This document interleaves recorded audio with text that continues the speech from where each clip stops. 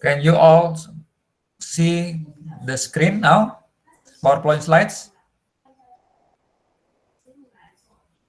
Yes, sir. Yes, sir. Well, suppose we have a plane stress or plane strain body. For example, in this picture, right?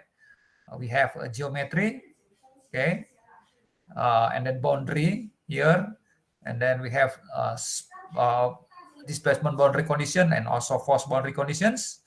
And then the problem is how to obtain the displacement and the stress, because we want to know the stress distribution for some reason, especially for engineers, for the purpose of design usually, right? So, well, if we are going to use finite element method, as usual, this body is divided into several elements. In this case, let's divide into triangular elements. Of course, we may also divide into quadrilateral elements and other element shapes maybe, but here we focus on triangular elements only, okay? So in general, this is called triangular mesh, where we define, the simplest one is where we define the nodes only at the vertices, triangular vertices, like this, okay? So this is the nodes. We will learn that when we discretize the continuum problem to finite elements model, we also have to discretize the loadings, right? From continuum loading to several concentrated loads at the nodes, except if the loading already at the nodes, okay? Also, we learn that the displacement boundary condition also becomes concentrated at the nodes. Well, when we model this body using triangular elements like this, we also assume that at the nodes is the location where the element connected each other or interconnected at the boundary nodal points, okay? So basically, we finite element transform the continuum problem to discrete problem. Well, the element that we are going to study is called constant strain triangular element. Okay, or maybe shorten CST. CST. This element is one of the earliest element presented by Turner and his colleagues in 1956, as appeared in the Journal of the Aeronautical Science, September 1956. In the paper entitled Stiffness and Deflection Analysis for Complex Structures. At that time, the name of the finite element not yet known. So the title of the paper is like this: no finite element name, but it's actually one of the first paper about finite element method. Okay, this paper is regarding as the one of the earliest application of the finite element in engineering, especially the aeronautical engineering. Turner is the head of some division. I don't remember what division in Boeing company at the time. Okay, kind of investigating how the vibration of airplane wings. Okay. Well, let's consider typical interior elements. So don't have to be interior actually. Also maybe can be exterior, but here let's begin with interior element. For example, this one, okay? Or you may consider this one, okay? Interior. It means don't have interconnection with outside boundary like this. This is I call exterior. This is interior element. Let's consider typical interior elements like this, okay? Let's say this is the element number is element number E. As usual, in the finite element, we give numbers, right, to nodes and elements. Let's say this is element number E. Because this problem is plane stress or plane strain problems, how many displacements are there for its nodal points or its points? We know from governing equation that there is two components, right? U and V. So for its node, we define two vectors, the two components. This components is for displacement, right? This one is U1, V1, U2, V2, U3, V3, and corresponding to the displacement, there's also force, corresponding force. That's balancing force, right? This is balancing force F1, F2, F3, F4, F5, F6. So the name is in order. I make the order, the numbering is 1, 2, 3, following the convention of counterclockwise like this. So if you begin from here, it means to here, right? 2, 3. If you begin 1 from here, 2 is here, right? Counterclockwise. Just for convention, right? Because we may also give numbering clockwise, but in most textbooks, the numbering is counterclockwise. This is the sequence. So,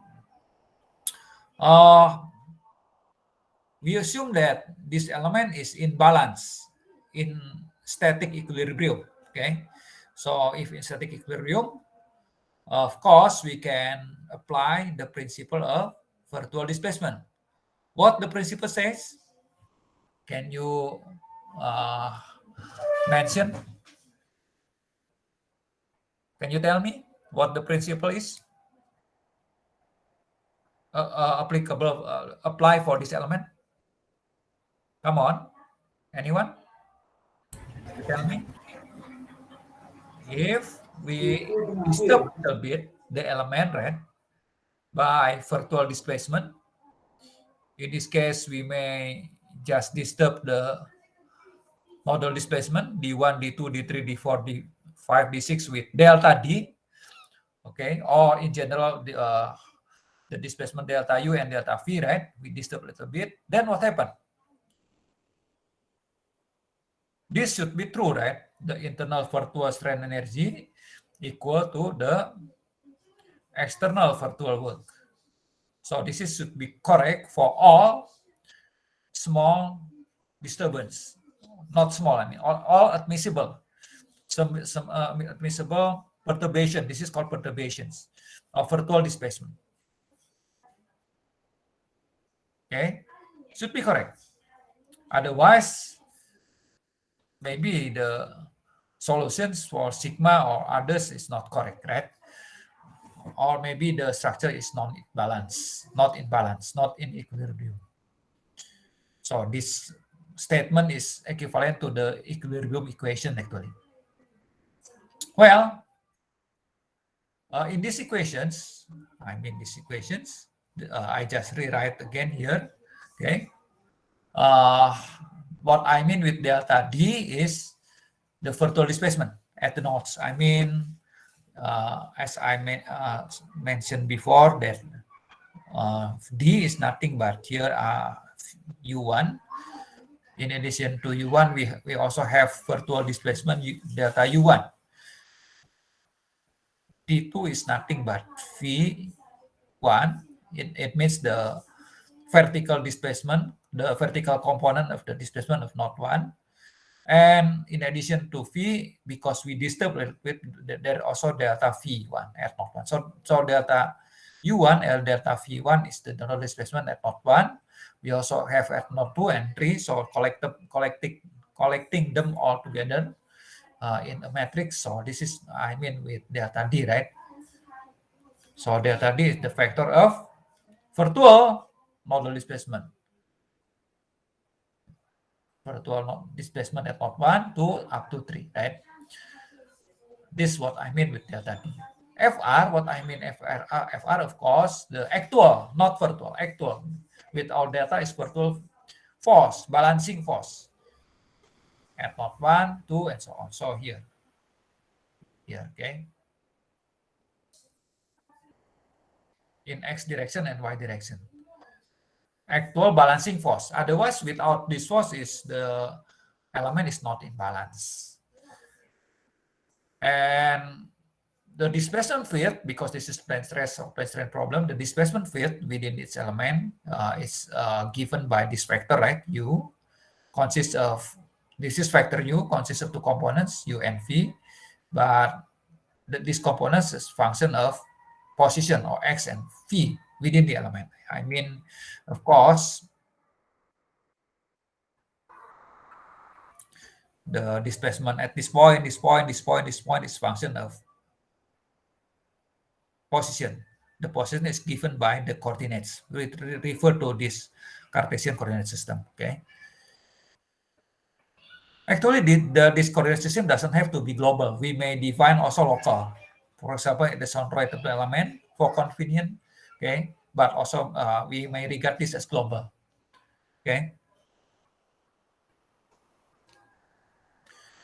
So we have displacement field as the main variables, unknown variables, main unknown variables. We also have virtual displacement field, okay, delta U, consists of two components, delta U and delta V, and these are the fields. It means the function of position also, X and Y, okay. So in this weak form, we have two displacement actually, actual displacement U and virtual displacement delta U, okay.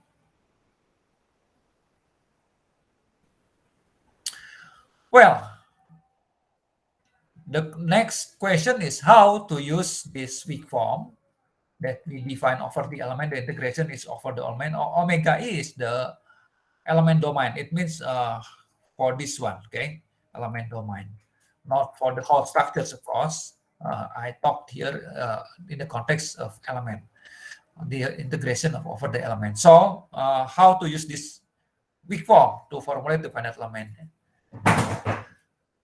The same as when we did for to formulate the bar element, we should specify, we should approximate both the displacement and virtual displacement. So the key to finite element formulation is we have weak form and then approximation of the primary variable, in this case U and delta U. Okay, so the first and fundamental step in the finite element formulation to assume or to approximate the displacement and the virtual displacements. In particular, we assume in terms of its nodal values, okay, nodal displacements. Okay, let's consider again when we formulated the bar case, right? In 1D bar, we have displacement, right? We have weak form, we have displacement. At that time, we assume that the displacement is in this form, okay? The shape functions, matrix, nodal displacement at node 1, shape function, nodal displacement at node 2.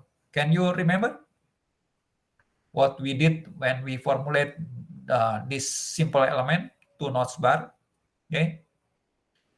The displacement, Ux, X, of course, we define local coordinate system, not global, okay?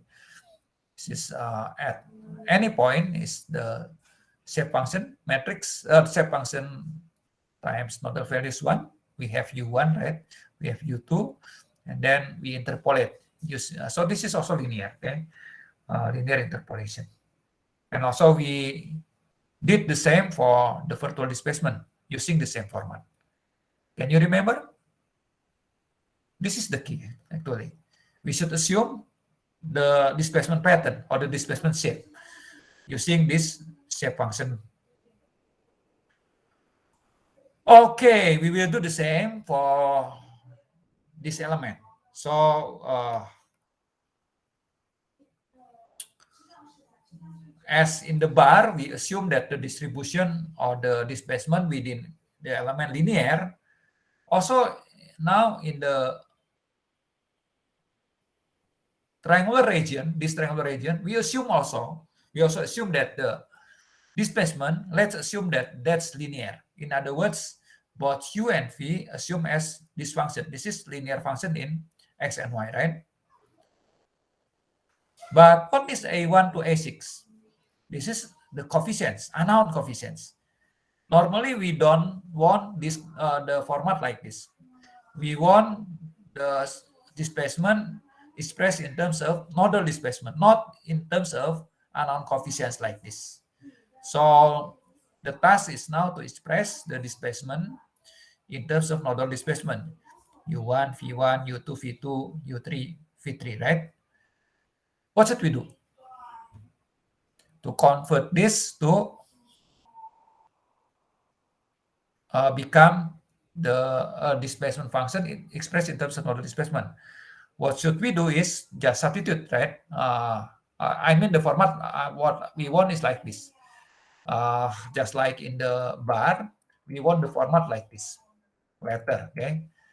We want the displacement field, the displacement vector, is the shape function of nodal displacement vector 1, shape function times nodal displacement 2, and shape function times nodal displacement 3. So we want the format like this. Okay, we can see that this one is u n1 u1, u equals n1 u1, n2 u2, and n3 e3. Similarly for v. So actually, to find the shape functions, we need to consider only one component. Let's say consider u component. If you consider v the same, okay? But here I just consider one component, u. Well, u is a linear function, as I mentioned here, okay? Linear functions.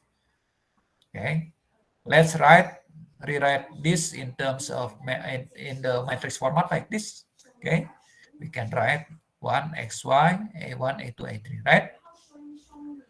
And then after this, let's give the name for this p. P is matrix of what? We may say this is matrix of polynomial basis, because this is 1 xy is the basis, right? Basis function for polynomials.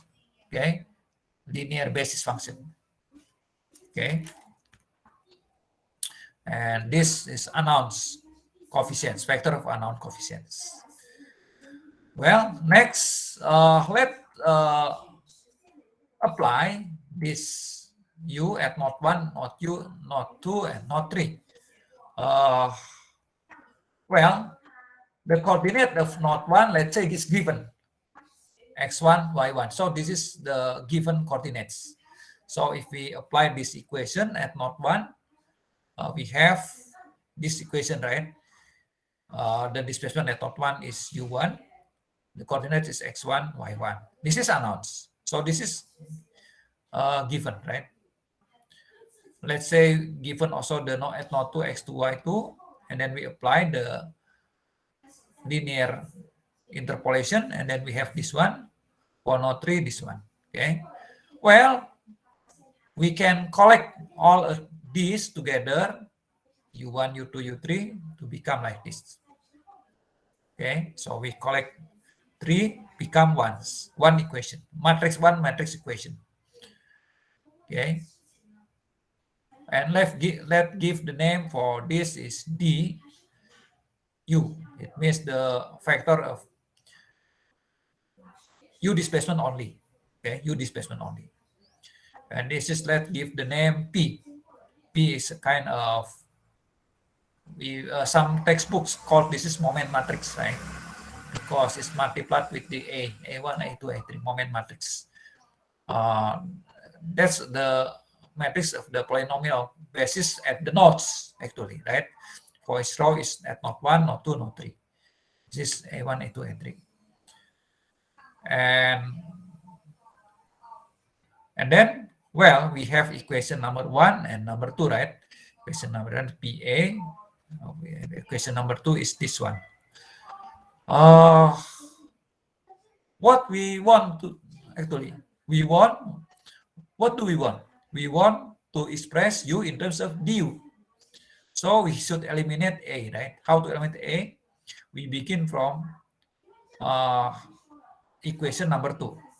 from equation number 2, how to obtain, we can inverse to obtain A, right? So A equals what? P inverse. We assume that the P matrix, this one, okay, this one is invertible. We assume that this invertible. It's not singular, right? So the A matrix is P du, okay? And then we plug in this to here. So we get this. Okay. Any questions so far? What do we get? What do we obtain from here? We obtain U in terms of du. That's we want, right? So this is nothing but the shape function. Okay, this contain the shape functions. That's if we recall that U is, we can write like this: U1 N1 U1 plus N2 U2 plus N3 U3, or in matrix notation, this is called NU. It means the shape function for U times du. Du is the U displacement. So we can see that the shape function matrix is nothing but, we can write this formula, right? So this is P, the polynomial basis, times the inverse of the moment matrix. Okay, so this is the formula for creating the shape functions. This one. Okay, what is P? P is the polynomial basis 1xy. What is P, capital P? P is this one, this matrix, right? Shape function is this one. Well, now we have to inverse this matrix. How to do inverse? First, we should compute the determinant, right? To compute this inverse, the determinant of this matrix, we can prove by the concept, using the concept of vector cross product or vector dot product, that the determinant of this matrix is equal to 2 times of the area. I will not give the details of the proof here, but you can see in the book that I write, in my textbook, there is a proof. The proof is using the dot product concept, okay? The dot product of vector. Not using the cross product. Some books use the cross product, but I use the dot product to prove this, that this determinant is equal to times area of the triangle's element. So by inverting this, how to invert? Well, using the cofactor and so on, okay? Cofactor that you learn in mathematics, we can obtain the shape functions matrix. I also give the details in book, okay, to how to the operation of the inverting this matrix. Okay, and then we can find the shape functions N1, N2, N3 as follows. This is the results. Okay, so this is the results of the inversion. Let me give the name for the area of the triangles is A1, 2, 3. Okay, this is the area of the triangular element. So this is actually determinant 1 over the determinant of this matrix minus determinant of this. Just change this one with 1, right? And then x plus determinant of this matrix, but change this one with, and this is changed with x2, x3, y. It's easy to remember if we see that this is 1, 2, 3, right? 1, 2, 3. This is changed with 1. This is 1. This is x2, x3. If this is x, this is y. This is y. This is x. 2, 3, 1. Okay, 2, 3, 1, and then 3, 1, 2. So this is the shape function matrix. You see that from here that the shape function matrix is in the format of this one. Okay, A1. What is A1? Is this one, right?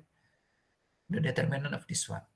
What is minus B1? B1 is determinant of this one. C1 is Ci is determinant of this one. So it's indeed its a function is a linear function. Linear function. Okay. So refer to this picture, right? 1, 2, 3. Okay. So this is the formula for the shape function of the CST.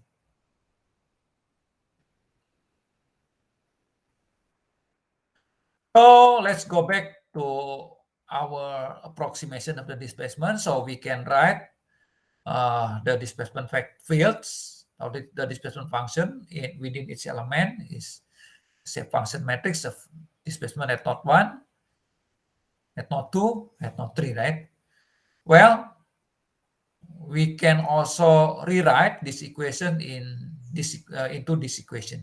Okay, UNV in matrix form, fully in matrix form, because this is not fully in matrix form, right? And then this is fully in matrix form. This is U1, V1, U2, V2, U3, V3 is called nodal displacement vector D, right? This is called N, this is called U. So we have these symbols for this one, right? To make it short. Actually, this represents this one. UV, shape function matrix, nodal displacement. So this is a kind of interpolation. Displacement at any point is interpolated for nodal displacement using the shape function matrix. Well, matrix N contains functions that interpolate the displacement of a generic point. So the displacement at any point from the known displacement of nodal points. So if we know the nodal displacement at the nodes, we can calculate the displacement at any point using this formula, right? Okay, it's apparent or it's obvious that the shape function also the interpolation function, right? We call the shape function because it gives the kind of deformation, but that's also interpolation function because that's interpolate from nodal displacement. And we draw the graphs, the shape function, because it's linear, the graph is what's the graph of a linear function in 2D? Have you learned from calculus? If we have a function of this kind, this format, and then we want to plot in 3D Cartesian coordinates, the graph will look like what? Will be a plane, of course, a plane. What kind of plane is this? Okay, so if this is the element, the graphs of the first shape function is 1 at the node 1 and 0 at other nodes, and between these nodes, the distribution is given by this plane, okay, flat plane, not a surface, not a curved surface. The graphs for the second shape function is 1. This is the triangle, the element. This is 1 at node 2 and 0 at others. This is the plane, and this is the element. It's below, right? Because it's covered by this plane. 1, 2, 3, and then 1 here and other 0. So this is the graphs of N3. Any questions so far regarding the shape functions? I think this is one of the important concepts in the shape function or interpolation function. So each time you formulate a finite element, you expect there is a weak form, okay? And then approximation of the primary variables in terms of the shape functions or interpolation functions. That's the basic ingredients of the finite element method. Okay, let's consider one example. Suppose I have a simple element like this, right triangles like this, one unit triangles. Let's say 1, 2, 3, 1 and 1. Very simple, right? Please write the shape function for this element. Can you? Okay, I give you time. And then we will discuss. I give time for 5 minutes while I am going to take rest moment. Okay, please do it. Okay, I return. Are you there? Yes, sir. Are you ready? Can anyone tell me Yes. N1, N2, and N3 for this problem? Can anyone give me answer?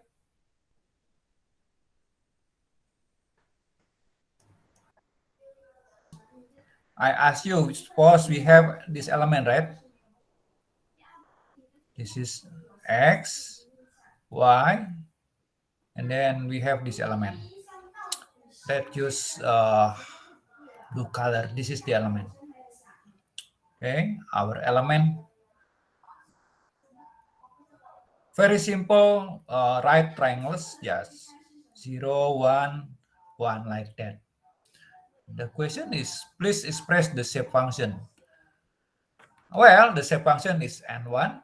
Let me use black. N1. This function, we can write, what is N1? N1 is a function that should be 1 at not 1, right? Not 1 is here. This is not 1, not 2, not 3, right? Should be 1 value, but here should be 0. What kind of function? 1 minus, because it should be decreasing, x minus y, right? Correct? Because I give answer without using formula. Actually, we can use this formula, right? Use this formula. Later, I will use this formula, but this time I just use the property of the shape function.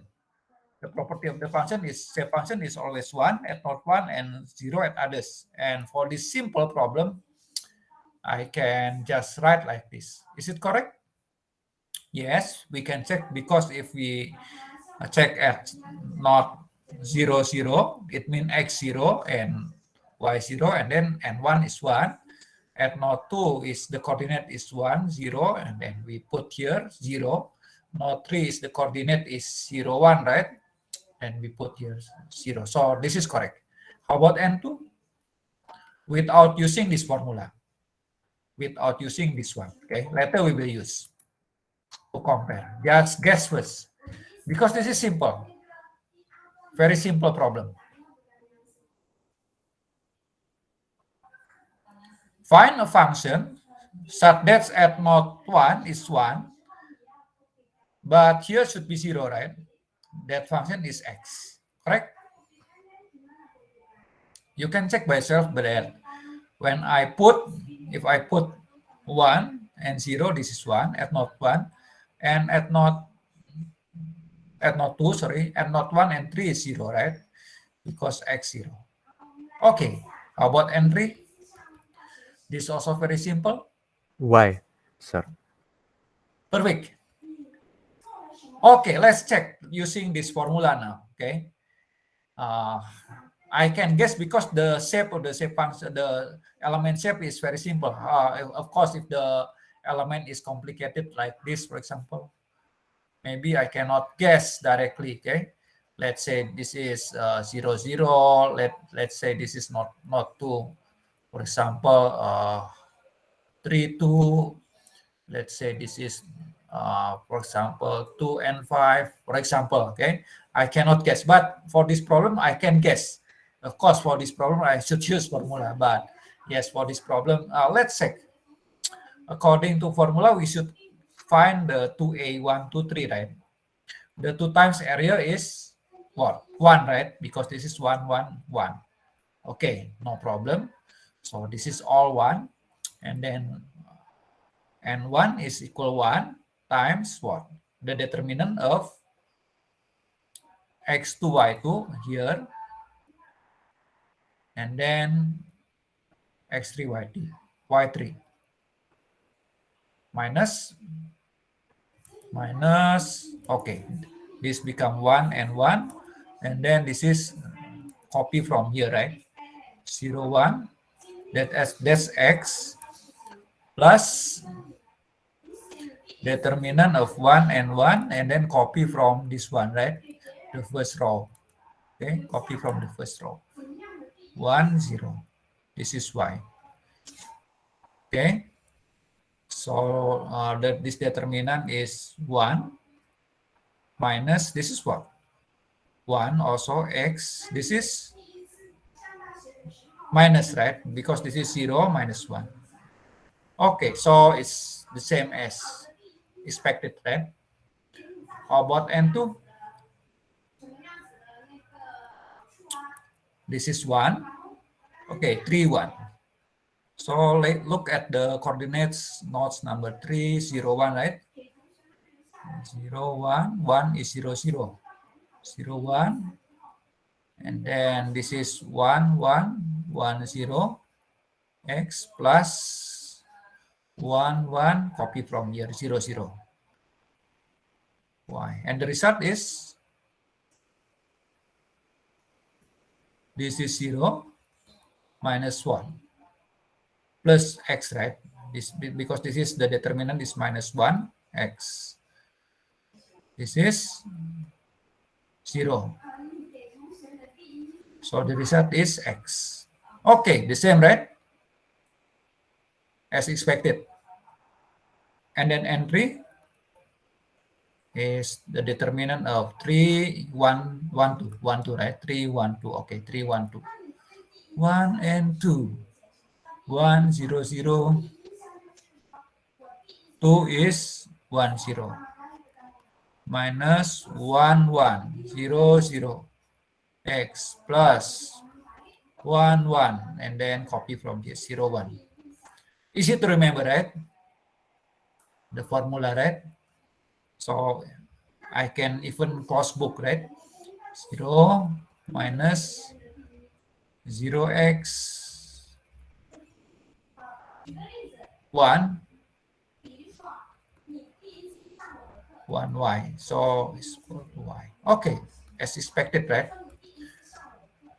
Any questions? Very easy, right? You can do the same for this, just for practice. Find the step function for this. Use the formula, of course. This is a little bit easy to, a little bit difficult to guess. But for this one, it's easy, okay? This is just by guessing, knowing the properties 1 and 0, right?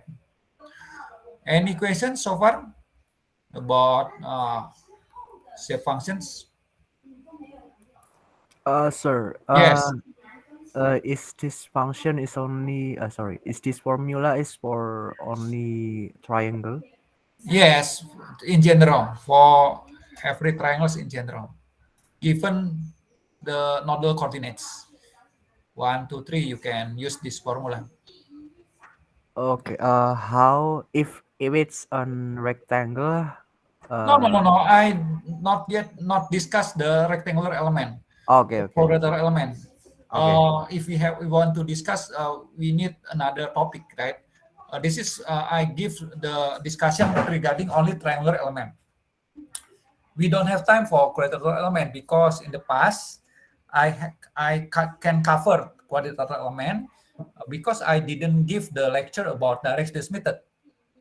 The problem is in the past when I directly to finite element method, many students confused how to apply the finite element method because they don't familiar with, not yet familiar with the direct series method. So later I changed my lecture, so I begin with the direct series method, but don't have time to cover the quadrilateral element. I'm sorry. Okay. Okay, it's okay. Thank you, sir. But if you want to learn, you can learn maybe later in the postgraduate. Okay. Master degree.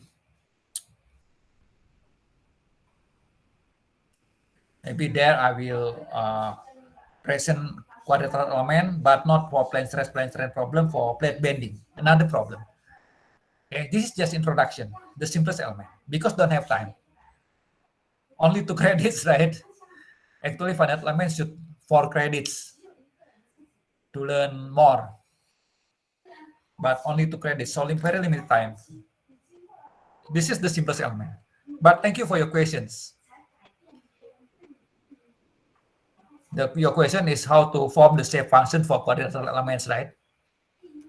Yes, sir. Yes, that's different topic. Okay, thank you, sir. Okay.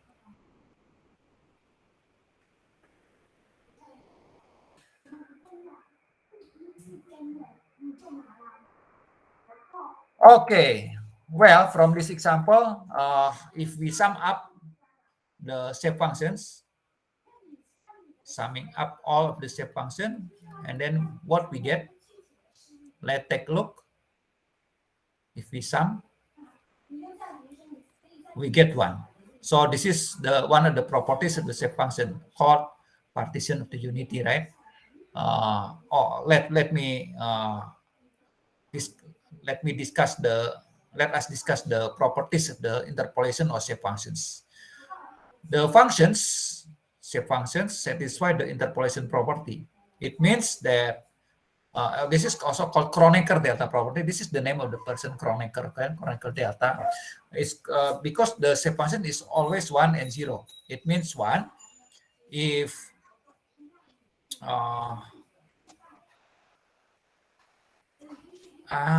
this is a little bit wrong in writing. Sorry, I should revise. This is actually what I mean is later I will revise. Let me revise like this. This is J actually, and not J. If I equal J, so it means the shape function N1 at the nodes 1, for example, is 1. At the nodes 0.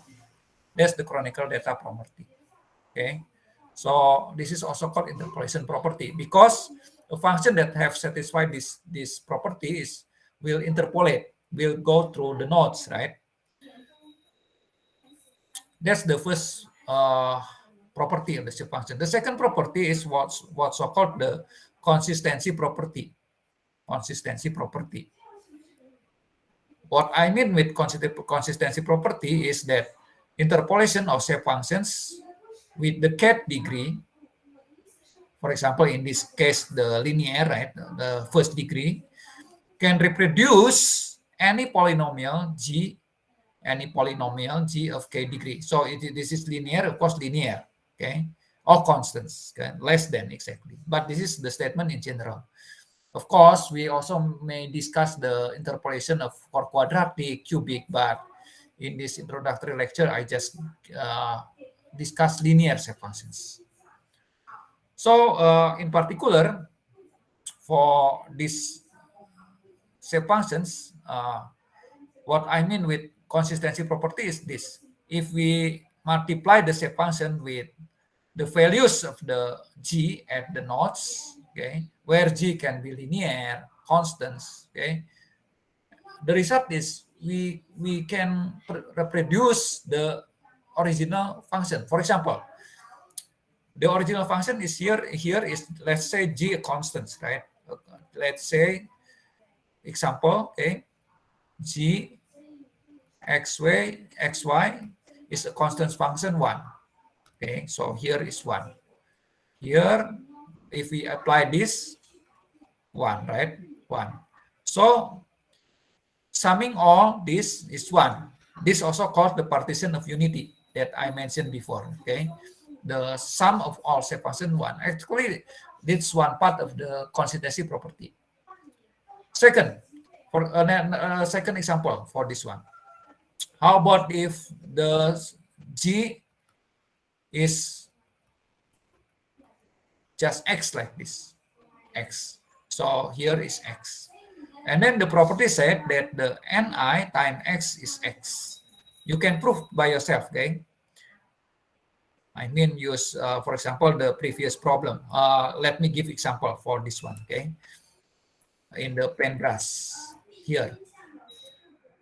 The consistency property said that the summation of the shape functions and a times x, for example, is equal to, let's use small x, okay?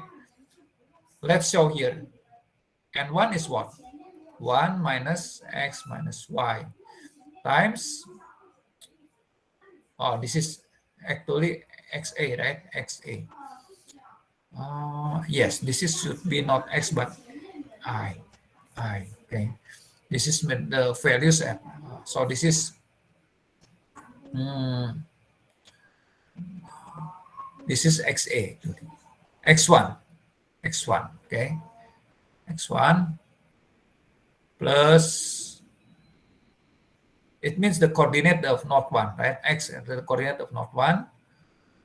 And then, oh, sorry. What I mean is, Ni is the shape function. And yes, it's correct like that.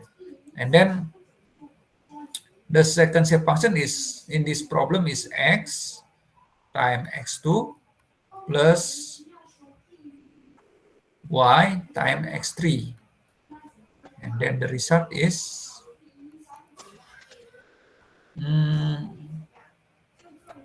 X1 minus X1 plus, let collect this, X2 plus Y X3 minus Y X1 plus Y X3, right?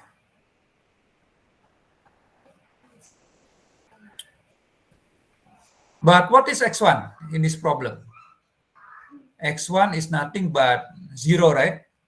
This is X1. This is Y1, 0, right?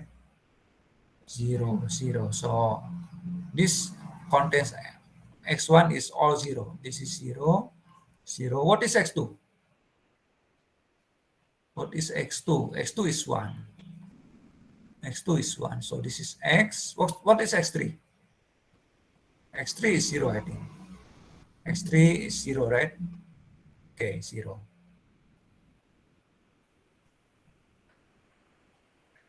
This is also minus 0 plus 0. So it's X. Correct, right? Just a kind of check. Or I should just directly put here 0 and then here 0, this is 1x, okay? That's linear consistency. Similarly for this one, right?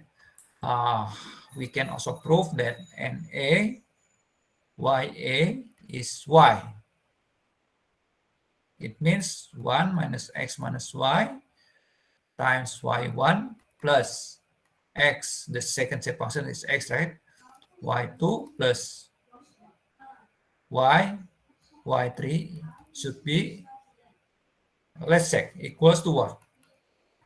What is Y1? Y1 is 0, right? Because 1 is at the origin. What is Y2? For this problem, Y2 is 0. Y3 is 1, right? Okay, correct, right? So this is always like that. So this is called linear consistency.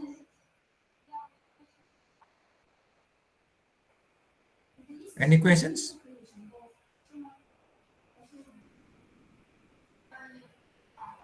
So again, what the properties of shape functions? Kronecker delta property and consistency. In particular, the important one is this one, partition of unity. Partition of unity.